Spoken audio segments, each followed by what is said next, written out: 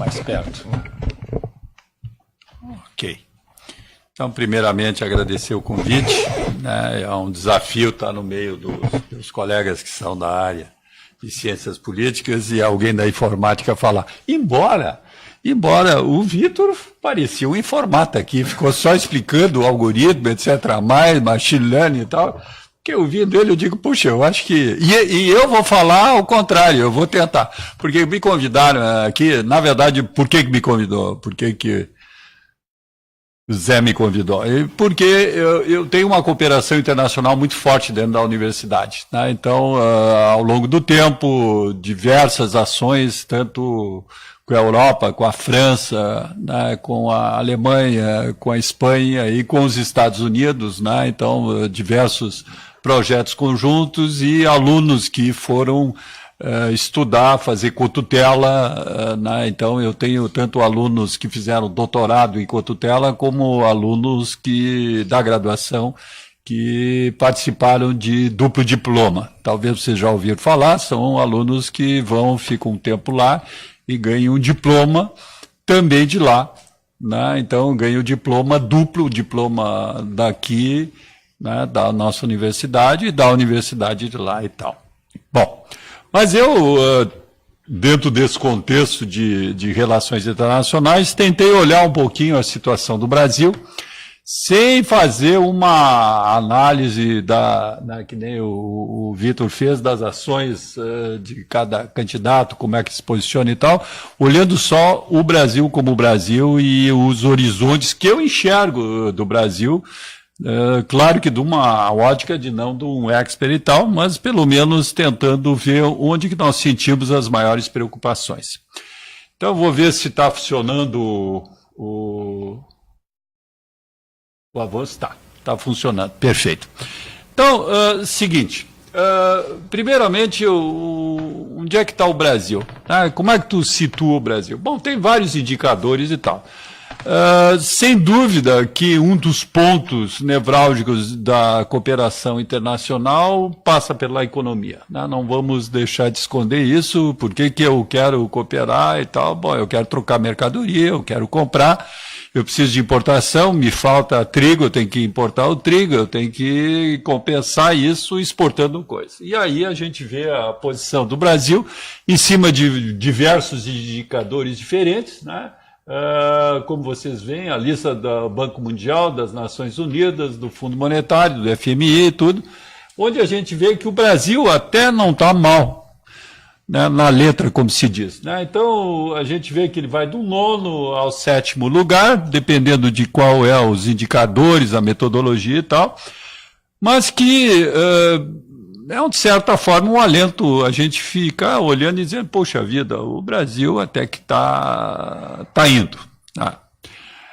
Agora, eu vou ainda olhar nos slides para caracterizar e olhar um pouquinho melhor essa evolução, né, antes de olhar para outro indicador.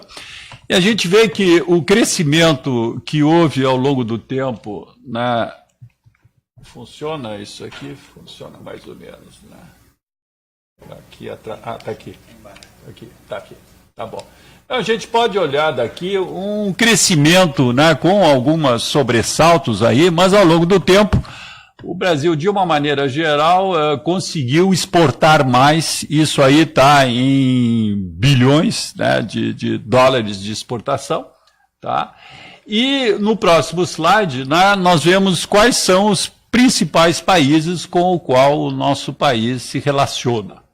E aí a gente encontra, em primeiro lugar, bem forte a China, mas nós também importamos bastante da China, a União Europeia, onde se engloba todos os países, os Estados Unidos e o Mercosul, onde um dos países principais do Mercosul, da relação brasileira, é a Argentina.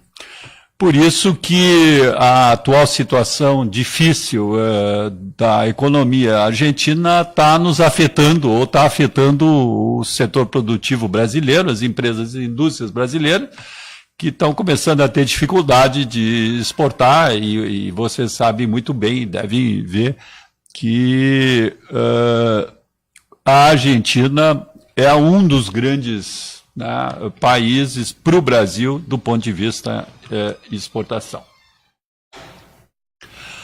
E aí é que vem o problema. Então nós vimos do ponto de vista, né, exportação, mas quando nós vamos olhar o índice de desenvolvimento humano, infelizmente nós vemos que o Brasil está lá numa posição 70 e pouco, e que ao longo do tempo essa posição se mantém, né, como vocês podem olhar, ela se mantém sem muita variação e tudo mais.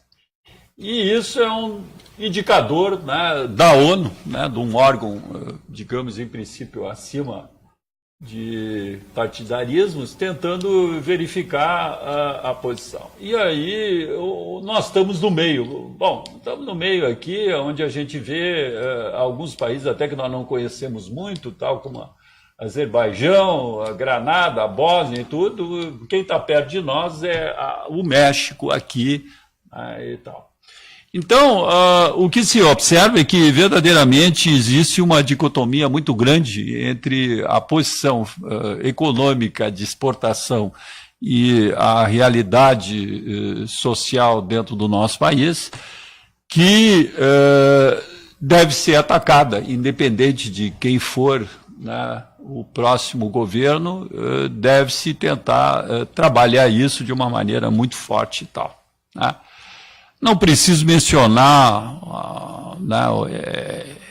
o beabá, né, a parte saúde, educação, segurança, infraestrutura, né, que todo mundo repete a todo momento e tal, mas pouco se faz.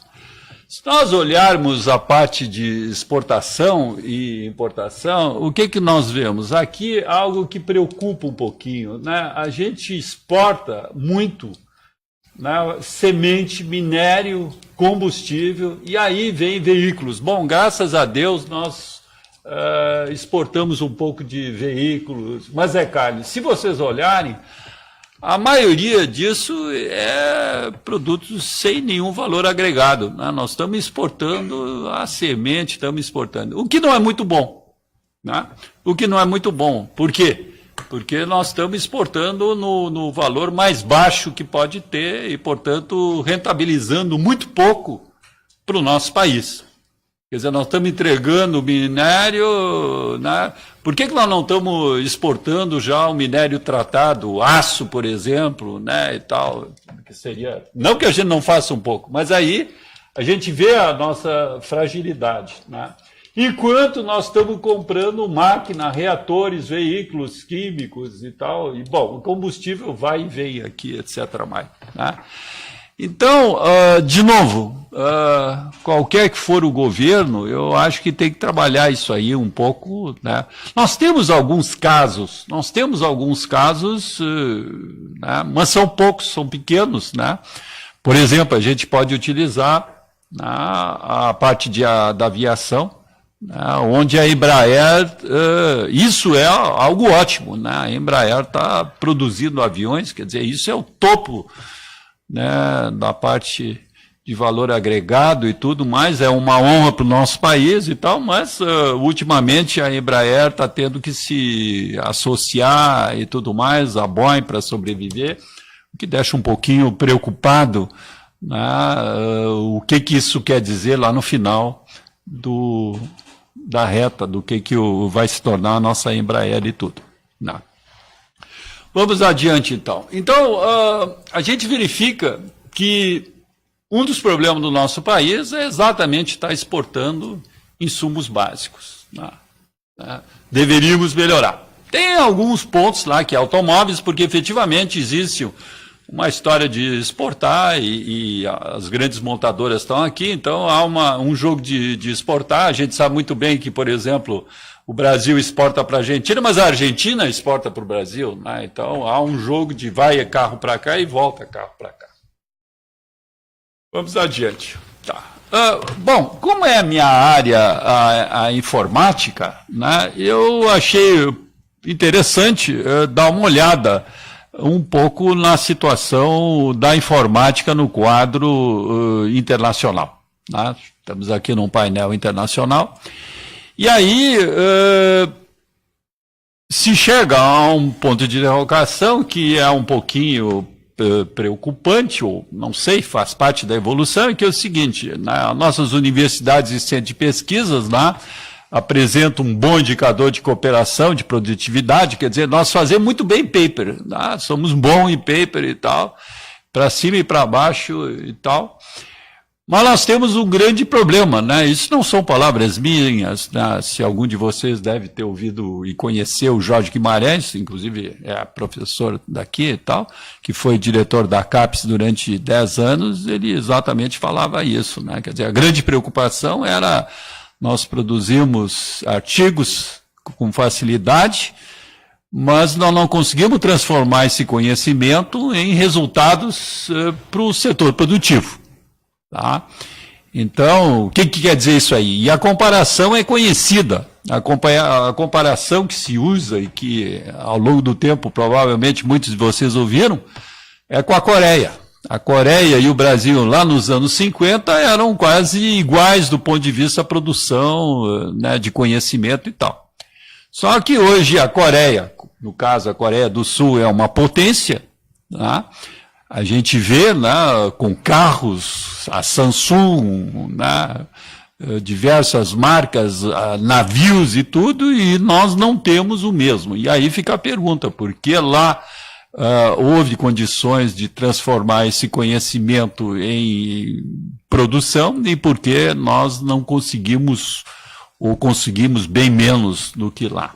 Tá? Então, efetivamente, isso é um desafio, e é um desafio que nos toca, né? Porque nós somos a universidade. Quer dizer, talvez a gente tenha que olhar um pouquinho mais para dentro de nós mesmos, né? Por que a gente tem essa dificuldade de transformar o conhecimento gerado aqui dentro em resultados para a nossa sociedade, né? Eu nem estou falando para o setor produtivo, né?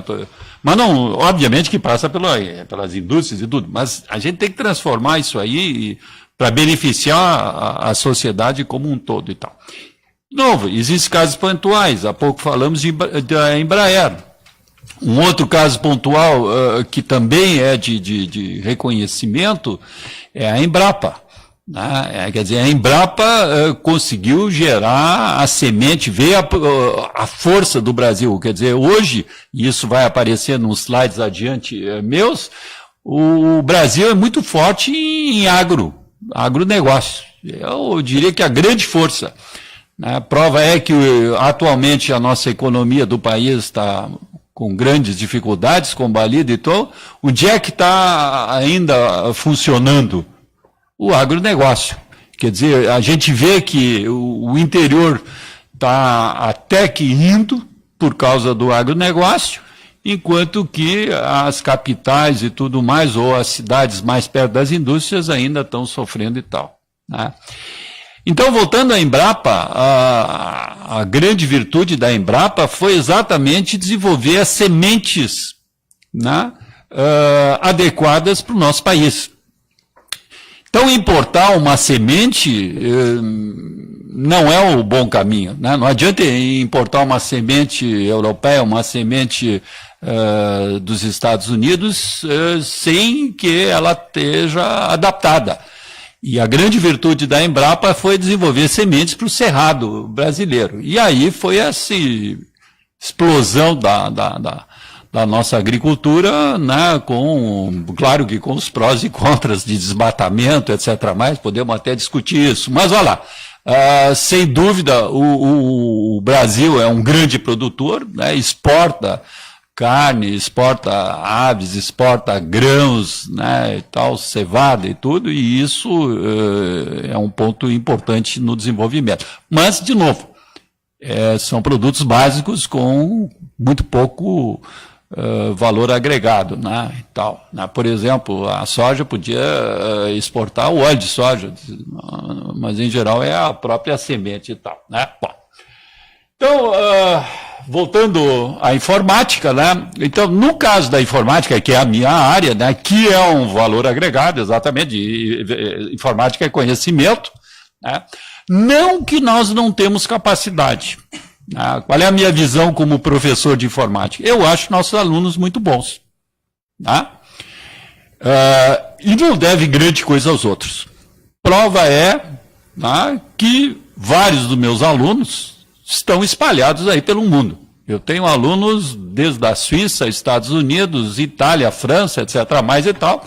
Agora mesmo, um ex-aluno meu, né, que fez doutorado comigo, que era professor da Federal de Santa Catarina, ele, lá na França, fez um concurso do CNRS, para quem conhece um pouco a França, sabe que é um órgão importante, e passou num cargo vitalício. Eu pensei que era um cargo provisório de 4 anos. Não, ele pegou um cargo vitalício, quer dizer, ele pode viver lá toda a vida se ele quiser e tudo mais. E isso é uma preocupação, né? Quer dizer, nossas boas cabeças, está havendo uma diáspora, né? Quer dizer, nossas boas cabeças, infelizmente, estão saindo. Por quê? Porque está difícil. Nosso país está passando por um período difícil de economia. Então, de novo, né, o próximo governo tem que ter um cuidado em relação a isso. Claro que não é uma coisa direta, é uma coisa indireta, vai ter que né, dar condições à economia do nosso país melhorar, para que faça com que o pessoal pense 2 vezes antes de sair. Mas, infelizmente, nesse momento, o que eu vejo é que muitos dos meus alunos estão indo para fora. Por quê? Porque as oportunidades estão lá, os salários estão lá, etc. Mais, o que é um pouco preocupante, porque são as cabeças, né, que ajudariam aqui dentro do nosso país. Então, voltando a esse slide, né, o que a gente vê? Isso aí são dados, para quem é da área conhece, esses são os principais órgãos. A ABINE é das indústrias de eletroeletrônica, a CESPRO é das empresas de serviços, portanto, né, que produz, a ABINE seria hardware, né, então seria equipamento, máquinas. A CESPRO seria programa, software e tal.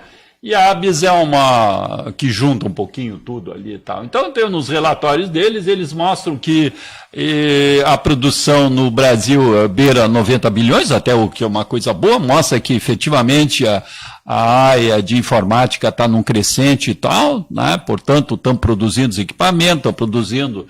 Né? E aqui é TIC, porque também inclui telecomunicações, né? Hoje, cada vez mais a informática está associada à comunicação, né? Quer dizer, você tem aqui o seu celular, você precisa o quê? Você precisa de comunicação e você tem acesso a programas de informática, né? Quer dizer, você acessa a web, o Google, o Facebook, etc. mais e tal. Quer dizer, isso aqui virou o seu instrumento quase do dia a dia da vida, né? Só que na área de exportação, nós só exportamos da ordem de 1 bilhão. Então, é pouco. Teria capacidade de exportar mais? Teria, mas, infelizmente, é muito pequena a exportação. Isso mostra, então, de novo, um pouco a característica do Brasil, que ele precisa, né, crescer para exportar produtos com maior agregação de valor. Tá. E aí, falando de estratégias de relacionamento internacional, eu passo pelo BRICS, que foi já mencionado, né? Isso é uma ação dos países, na época era em desenvolvimento, continua em desenvolvimento, mas vai lá que é exatamente como vocês podem ver, é BRICS. Então, Brasil, melhor aqui, Brasil, Rússia, Índia, China. Antes era BRIC, depois virou BRICS com South Africa, África do Sul, tá? Eu, pessoalmente, eu tenho participado todos os anos de uma reunião organizada pelo Itamaraty. A primeira foi na China, esse ano foi na Índia, o ano que vem vai ser no Brasil. Não sei se vai ser porque... Onde é que está o problema? Dinheiro para pagar, porque normalmente é convidado 20 a 30 pessoas na área de informática, na área exatamente de TIC, né, de informática e comunicação e tudo. E o grande ponto de interrogação do Itamaraty é ter recursos e tudo mais, né? Inclusive, nós fomos agora na Índia e o Itamaraty não pagou nenhuma passagem, né? Então, essa é a nossa realidade. há 2 anos foi na China. Quem é que pagou a passagem para a China? Adivinhe. Não é difícil. Quem pagou para ir para a China? A China. Exato. Por quê? A China quer ser o novo player. Né? Claramente a China está investindo em todas as áreas, em todos os setores e tal, né? E está conseguindo, ela está crescendo e tal. Né? E um ponto importante que eu vou falar lá no final é o seguinte, essa decisão da China se tornar a nação mais importante ou superar os Estados Unidos, eu não sei se isso é importante ou não, isso aí é uma coisa muito discutível, né? O que é exatamente a importância, mas vai lá. Pelo menos economicamente e tudo, a China, há 30 anos atrás, ela resolveu investir em quê? Em educação. Em nós, universidade. E eles botaram, claro que lá é um sistema muito mais hierárquico e tudo, e investiram e botaram dinheiro, e muito dinheiro e tal. E agora eles estão trazendo, né, porque havia chineses espalhados por todo o mundo e eles começaram a trazer, e então as melhores cabeças eles estão pagando e dizendo, olha, quanto é que tu precisa para ter o teu laboratório, a tua equipe, etc. mais, e vamos aqui desenvolver e tal. E estão trazendo de volta. E, surpreendentemente, que até me surpreende bastante, nós tivemos uns painéis aí discutindo, e americanos estão indo na China para assessorar. Eu não sei se vocês estão muito familiarizados com o sistema americano, mas o sistema americano... Agora eu avancei um pouquinho, né? Não, eu estou no meu tempo, tá.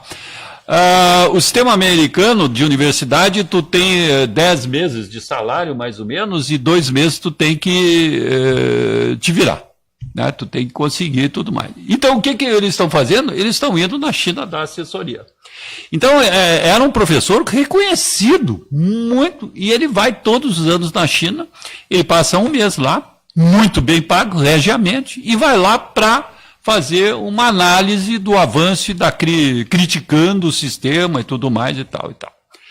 Então, bom, é isso aí. Então, o BRICS, então voltando ao BRICS. Então, o BRICS é exatamente, do dia que saiu o BRIC, está ali escrito, né? Isso é um analista lá da Goldman Sachs que criou essa etiqueta 2001, olhando para investimento, como há pouco o Eduardo estava dizendo, os americanos olhando, etc., mais os investimentos, e fez uma análise da evolução do Brasil, da Rússia, da Índia, da China, e posteriormente entrou a África do Sul e tudo. Agora, o Brasil e esses países se apropriaram dessa ideia, porque essa ideia veio da Goldman Sachs, mas eles se apropriaram dessa ideia de uma maneira muito interessante, inteligente, que é, vamos mudar um pouquinho a rota, né, das relações internacionais. Em vez da rota Europa, Estados Unidos e tudo, vamos criar uma rota que eles chamam muitas vezes de rota sul aqui, porque eu não sei se vocês notam, quer dizer, os principais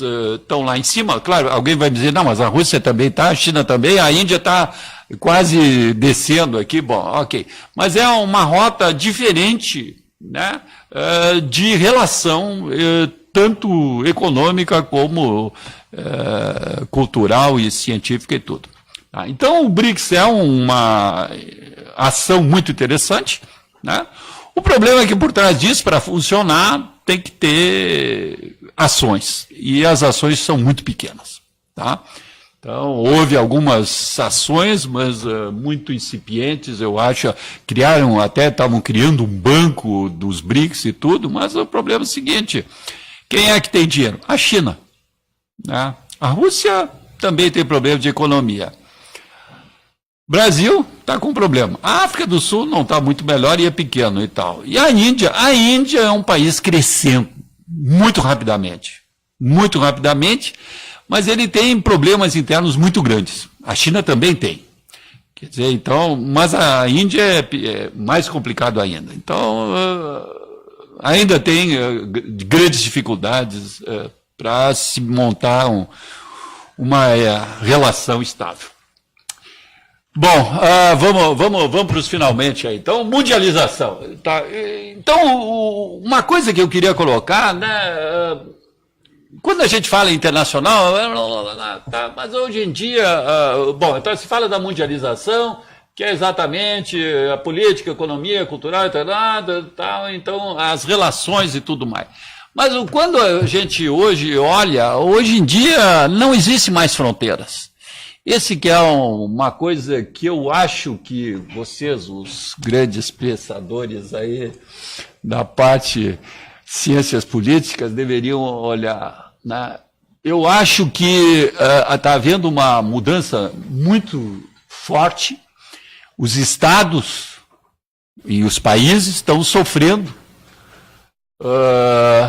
os grandes grupos, a presença dos grandes grupos. Por quê? Porque hoje em dia um Google, um Facebook, um Instagram, um Amazon e tudo não tem fronteira.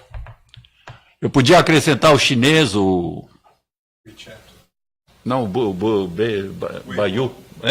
Baidu. Tá, Baidu e tudo mais e tal. Então, o que acontece? Você está aqui, onde é que está a sua informação? Está lá, está não sei o quê, e eles estão ganhando dinheiro e são uns grandes, quer dizer, hoje em dia são os grandes. São empresas, né? Gerando dinheiro. E onde é que está o dinheiro? Informação. Então nós estamos mudando para um mundo onde a informação é que é o poder. Poder é informação. Poder, em última análise, dinheiro vem da informação. E eles claramente são isso aí. Então, o que eles têm? Eles têm informação. E o pior é o seguinte, quem é que está dando essa informação gratuitamente para eles? Nós. Entende? Nós estamos dando de mão beijada para eles a informação. Eles sabem de nós muito mais do que nós mesmos sabemos da gente mesmo. Isso que é o pior. Eles sabem o que você faz, o que você compra, onde você anda, o que é, tudo. É fácil. Hoje em dia acessa, tu tá com o teu celular. Tá, ok, meu celular, eu saio daqui, eu não abro meu GPS. Como é que ele vai saber? Eu tô, por exemplo, lá em Natal, por exemplo.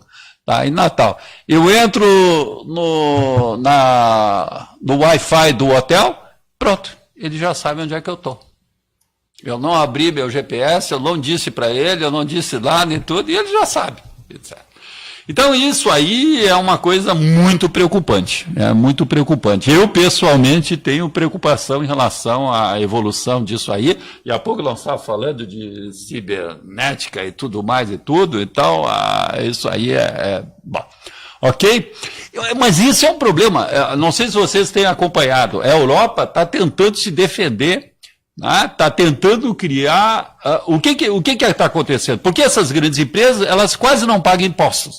Porque elas estão em países, né, com mínima de carga de impostos e dizem, não, eu estou aqui, então eu não vou pagar imposto lá do... Mas ele usa a informação daquele país. Então a Europa está criando regras tentando enquadrar essas empresas. Vai conseguir ou não vai conseguir? E aí é um outro desafio para o Brasil. Né? O Brasil também está dando... E lembre o seguinte... O Brasil somos mais de 200 milhões de habitantes, e 200 milhões de informações, claro que eles querem isso. Né? E você sabe, nós somos um dos principais usuários do WhatsApp, do não sei o quê, eu acho que do Facebook também, nós somos os grandes usuários, terceiro, o quarto, etc. Bom, é isso aí. Então eu acho que tem que ver, eu não sei, é uma mudança do mundo? Bom, um mundo sem fronteiras? Não sei. Ou os estados ainda existem? Bom, já aconteceu ao longo do tempo. Aí, falando da universidade, algumas palavras da universidade, tá? Então, universidade, eu diria que internacionalização é uma palavra que não deve muito existir na universidade. O que quer dizer internacionalização na universidade? Eu acho que ciência e cultura não possuem fronteiras, tá?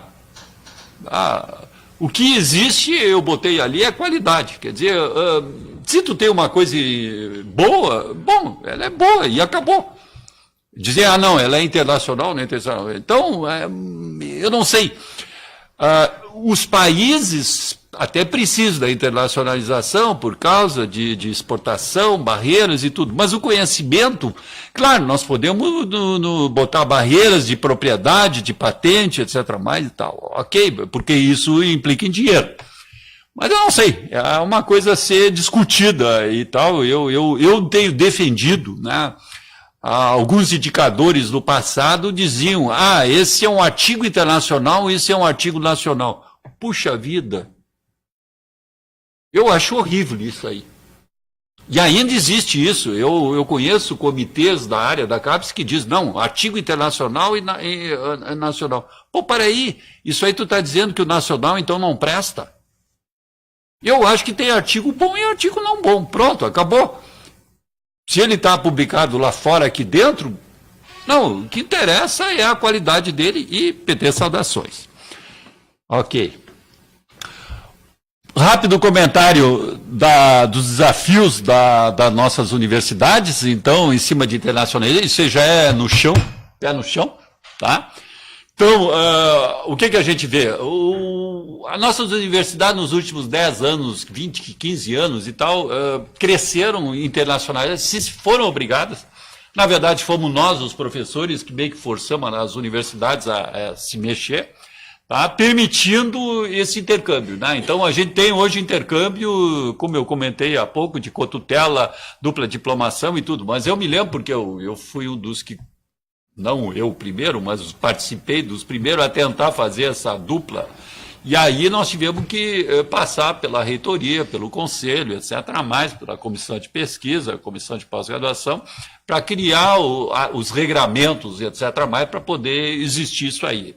Então, hoje existem condições, estamos recebendo aluno estrangeiro, hoje em dia tu vai ali no RU, tu encontra, né, bastante gente de outros países e tudo, né? E a gente vê que o Brasil, eu volto a dizer, nós não devemos nada a ninguém, nós temos inteligência e tudo, mas o que nós não temos é muito dinheiro, isso aí, claro, dificulta em alguns momentos. E aí vem os grandes desafios. O grande desafio é o seguinte, aumentar a internacionalização na universidade. Bom, para receber aluno estrangeiro, infelizmente a nossa burocracia continua grande. E onde é que pega? Pega, para quem conhece, pega em coisas banais. Para tu ter uma conta em banco, porque ele vai receber em banco. Tu precisa do CPF. Sim. Onde é que tu consegue CPF? Bom. Tu pode ir no correio. Não, tu vai lá na Polícia Federal. Tu vai não sei o quê. E aí começa a nossa burocracia que perde dias, às vezes semanas e tudo mais. Outra coisa, eu botei ali a língua portuguesa. Efetivamente é um pouco uma barreira para receber, né? Mas alguns se adaptam bem. A minha experiência com o pessoal que vem, em 2 meses eles se viram, tá? O que se observa mundialmente é o uso do inglês. Eu não sou defensor muito disso, mas é uma realidade. Os próprios franceses, que são defensores do francês, estão abrindo mestrados em inglês, porque é a maneira de conseguir manter um pouco a presença no sistema, né? E uma das coisas que eu apontei aí é o seguinte, quando você vai lá fora, né, tem residências para o pessoal, e aqui nós temos muito pouco, tá? Então quase nós não temos residência para os estudantes, e só temos em número pequeno e para os problemas com dificuldades econômicas e tudo e tal. Então, precisaria ter uma infraestrutura. Então, é um grande problema onde esse pessoal vai ficar e tudo, e que dificulta um pouquinho a situação nas nossas universidades. Teria mais coisas a comentar, mas eu acho que vamos para o último slide aqui. Então, desafios do Brasil. Muitos são os desafios e teria a lista longa, mas eu lancei alguns que eu já comentei aí no caminho. Sem dúvida, eu colocaria como primeira coisa investir em educação. Educação é a base de tudo, tá? É a base para um crescimento em qualquer setor, qualquer área. A educação é básica e a gente está com um problema, né? A gente vê que as universidades conseguem manter uma certa qualidade, mas a gente está com os indicadores, né, do nível médio e tal, etc. Então, o nível secundário precisa ter uma melhor preparação dos alunos e tal. Aí, olhando os aspectos de relação internacional, de exportação, então, o que a gente vê? O Brasil sente uma necessidade de ser reconhecido internacionalmente como parceiro importante e confiável. Eu acho que exatamente o Eduardo estava colocando há pouco, quer dizer, houve uma queda, eu acho, e por isso a gente podia até ter combinado, né? Confiável, eu coloquei. E é isso, entende? Alguém que eu possa, né, trabalhar com ele. Presença regional. Né, e importante a presença regional, nós somos parte da América Latina, então nós temos que ter uma presença. Existe o Mercosul, que é importante e tal, né, então eu coloquei Mercosul ali. As empresas brasileiras, a gente viu até, infelizmente, pelos problemas que aconteceram, não só aqui no Brasil, mas a gente está vendo no Peru, no Equador, que existe empresa brasileira espalhada pela América Latina, né, infelizmente pagando por fora para ganhar contratos e tudo, que é ruim. E na África também nós estamos lá, acontecendo a mesma coisa também, né? A gente sabe que isso aconteceu e tudo. Isso não é muito abonador, mas, bom. O outro ponto, o Brasil continua muito um agroexportador. Nós precisaríamos melhorar, agregar, etc., mais, né? A cooperação BRICS é um exemplo de uma relação que pode se desenvolver ao longo do tempo interessante. A presença no G10, o Brasil está no G10 hoje em dia, né, porque está no 7º, 8º ou 9º lugar, então ele faz parte, mas não tem muita expressão, mas, bom, é algo que sempre pode ajudar. E eu botei por último aquilo que eu comentei há pouco na discussão, dizendo, olha, precisamos transformar o conhecimento, né, e eu acho que aí todos nós aqui na universidade temos uma responsabilidade em resultado para a nossa sociedade. Né, então, temos que fazer um esforço e pensar não só em ter o canudinho, mas em que o nosso canudo aqui vai ser útil para o Brasil e, portanto, quando alguém vem falar comigo, eu digo, olha, o que tu tem que pensar não é em ti e nos teus filhos, tu tem que pensar que Brasil tu quer para os teus netos. É isso que tu tem que pensar. Então, se tu tomar uma atitude errada aqui, os teus netos talvez não vão ter condições de estar num país com qualidade de vida, né, e com expectativa de crescimento e tal. Então, era isso aí. Obrigado, gente. Valeu. Palmas a todos aqui.